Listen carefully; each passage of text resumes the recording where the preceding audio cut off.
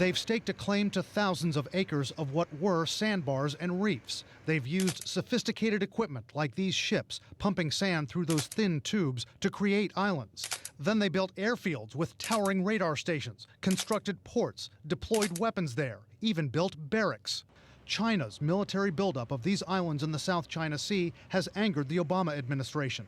The U.S. has sent ships and planes very near the islands, sometimes drawing Chinese warnings.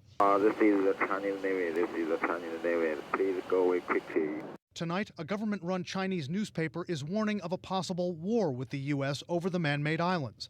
It's spurred by this comment from Secretary of State nominee Rex Tillerson at his confirmation hearings.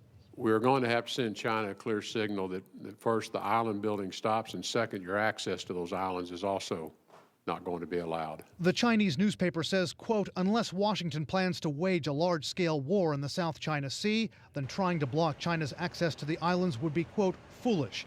And Tillerson had better bone up on nuclear power strategies if he wants to force a big nuclear power to withdraw from its own territories. Pentagon officials tonight are calling on China to reduce tensions.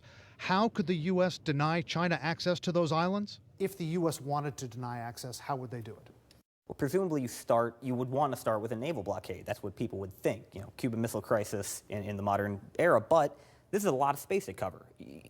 I would assume that you're talking about blocking access to the 7 islands that China occupies here in the Spratlys, out of these dozens. You'd also have to deal with their air capabilities. This is not just a naval blockade. China has 4 different airstrips built on the largest of the islands out there. They have hangar space for a full regiment of fighter aircraft at each one of these. That's an awful lot of capability. And finally, this is not without cost. These are not defenseless features. What you're looking at here are advanced air defense and anti-missile systems. This is an anti-aircraft gun. Tonight, analysts are worried about escalation.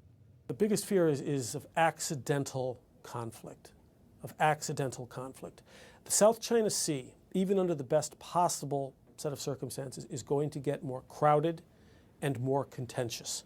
There are going to be more commercial ships in the area, and there are going to be more military assets.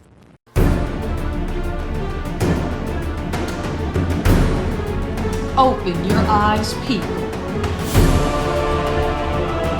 With Evangelist Anita Fuentes. Reading breaking world news, magic Bible prophecy.